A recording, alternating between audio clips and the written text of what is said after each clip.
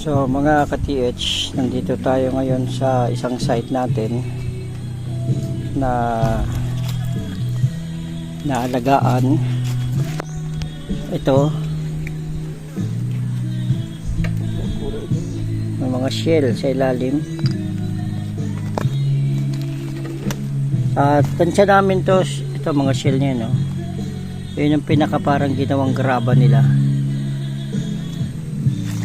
Ba't ibang klaseng shell?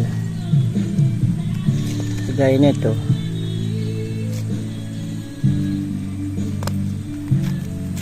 Sa tansya namin, ito ay may lalim na nasa 150. Ayun, no? Mga shell.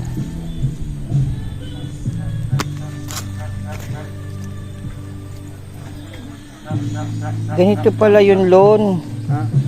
Ganito pala yung likod nun. Yung parang talabang malaki. Alaka na naman yan. Ito yun yun. Halos lahat ng bawat bakbak ng jackhammer. Ito na yung aming nakikita. Ito, ganito kakakapal. Ganito kalalaki. Yung shell. Amumuti talaga si Dani. Ito pa, oh.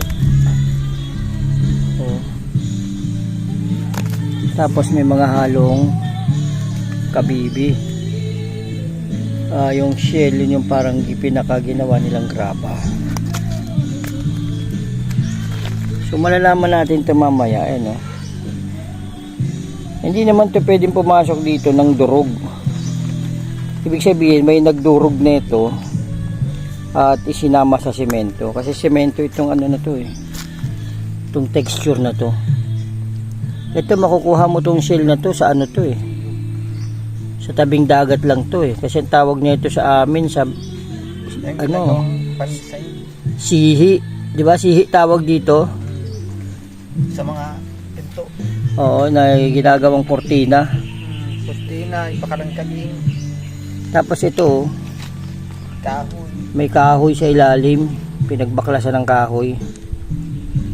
Sumasulok yan. Ayan, so sa lalim na nasa 150 yata.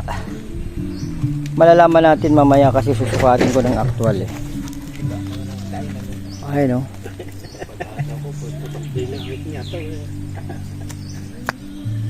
so ito siya. Yan, mga shell talaga siya. Tapos may halo siyang kapis. Ayan. Halos kabuuan na yan na lahat ng inaahon namin ay pinakagraba niya yung shell. So analyze natin, hindi ito papasok mag-isa ng durug-durug para sumama sa semento. Kasi kung buong shell, dapat buo lang siya sa ilalim. Kung ibig sabihin panahon ni Noe, dapat ito ay buo.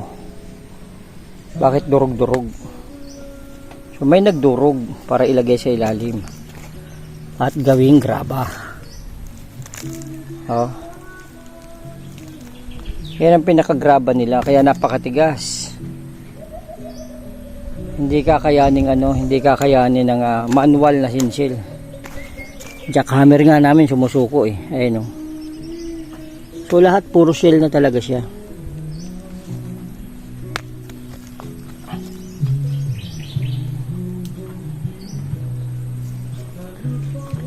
Mamaya susukatin natin, bababain natin.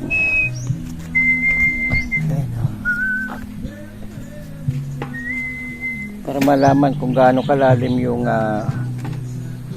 pinaglalagyan ng tagda na kahoy. Tapos kung gaano nakalalim yung hinuhukay, binibira, pinaka last layer. So yan lang makikita nyo hanggang ganyan lang. Pangalawang patong na nila itong seal natin. Yung dilaw, seal din yung halos mga seal din yung mga dilaw Yung unang nakuha natin. Oo. 4 meters ang kapal naman nun. Oo. Walang ganyan, taklobo. Walang taklobo yun. Ito puro taklobo na to na dinurog. Ano lang yun, yung mga kabibi lang yun. Tulya. Tsaka yun ay mga kuhol pa, mga shell pang mababaw. Ito, mga shell na to, pang ano na to, pang gitnang dagat na to, mga taklobo. Pag malalalim na yan, ibig Ang kapal na sabihin. mga uno na ang kapal nung ano ng seal. Ang kapal na eh. Sa kapal ng ano na yan, oh, sa kapal na yung ano yan, halos uno na ang kapal ng So, ibig sabihin, mga malalaking ano talaga na. ayun, mga shell talaga siya. Hindi siya yung ano, invento. So, analyze nyo sa lalim na 150 feet, sino naglagay niya mga dinurog na yan. O sa mga bashers dyan na nagsasabing hindi kayang maghukay ng mga Talaga sumuot yan sila sa ilalim. hindi kayang maghukay ng mga hapon Alayo pa yung dagat. ng malalim para magtago ng yaman nila. Sino maglalagay nito? Sa dagat dito siguro no, sa mga 10 kilometro. Malayo ito sa dagat. 10 kilometro mula sa dagat. 10 kilometers bago marating ang dagat nito. 3 kilometro.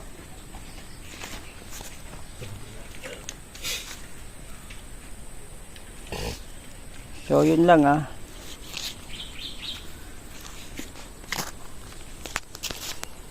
Yan ang pinaka-graba nila, yung mga shell na yan.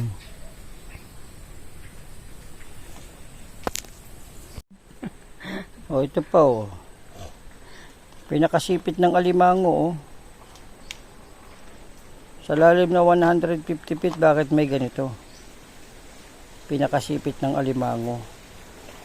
Kasama yan nito mga shell na to. Yan.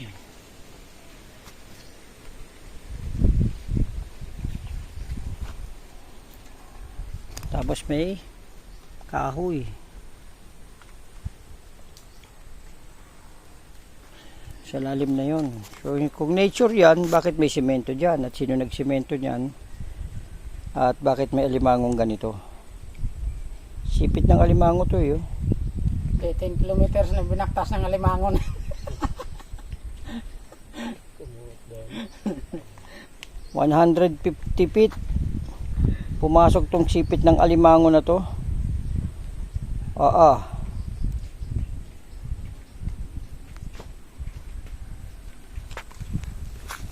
Okay. So analyze nyo na lang sa mga basher. Mga dininiwala sa treasure, di ko kayo pinipilit. Bahala kayo sa buhay nyo. Akong pakialam sa inyo.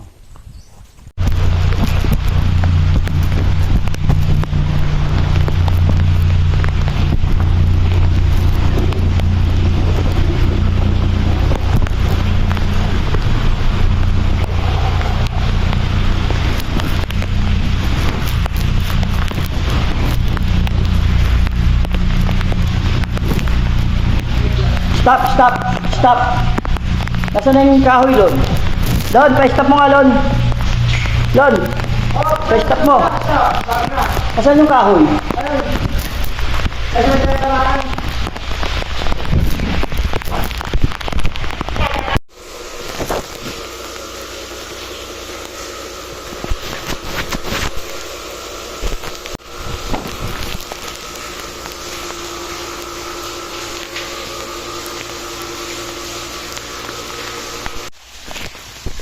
Mga katiil. Kaya sakto, ay sapatin natin. Malalaman natin doon sa taas. Ang kailangan natin. Mamaya.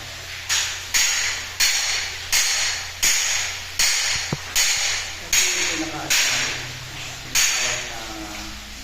Ready.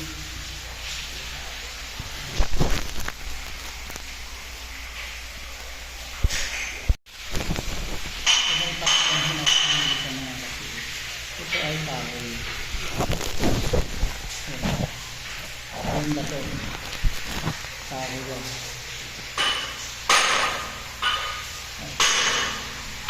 Kahoy siya. Kahoy. So, sa lalim na 100 plus, 106 plus. Siguro sa pinala sa 100 at 35. Ang dami pa rin siya. So, talaga na Japanese construction. Engineer. Japanese treasure construction engineer. Kanilang pagbabaw. Naka-engineer lahat. Kasi itong pointer marker na ito pababa. Pointer marker lang kaya rin. Kapuro kaya rin. Hindi na namin pinalas yan. Kasi masyadong malaki. So, last numbers namin dito. Ito na yung pinakamalaking boulder.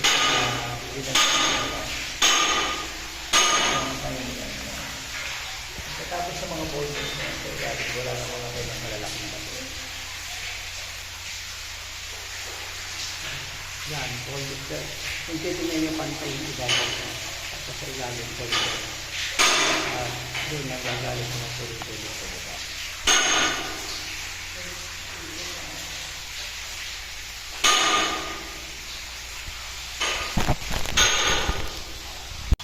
I think mga nasa 60 feet yan. Yung ginawa ko, hangin po dito. Ito ay pinakamataas pa doon.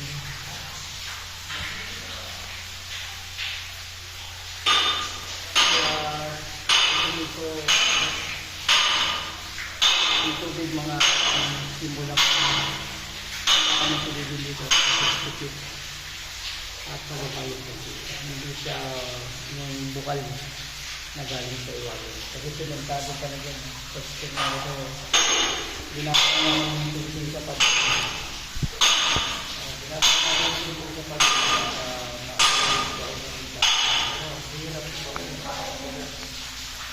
Napakatigas, no?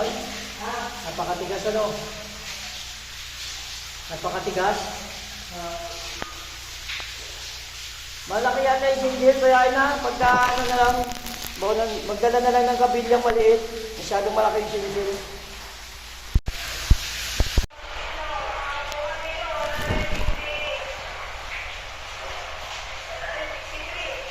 $163. 163. O, 163. Yung maalalim natin ngayon.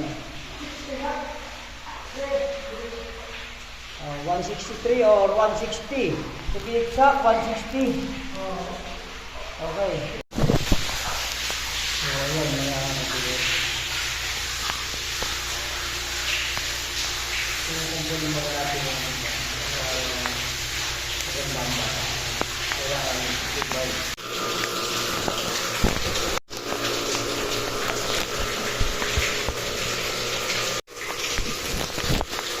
Kaya nagsimula yung laser.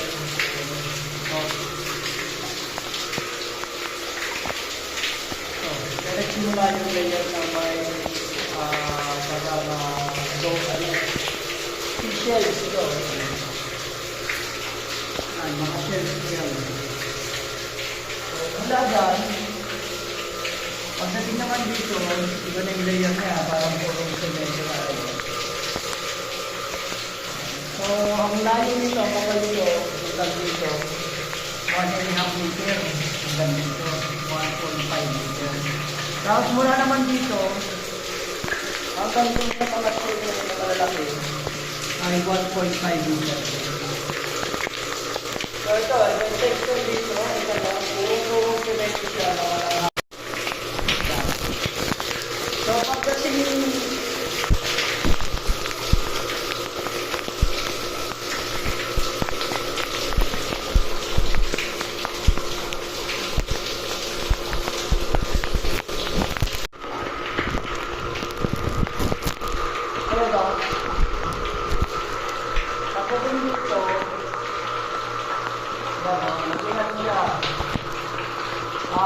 naging makinis yung kanyang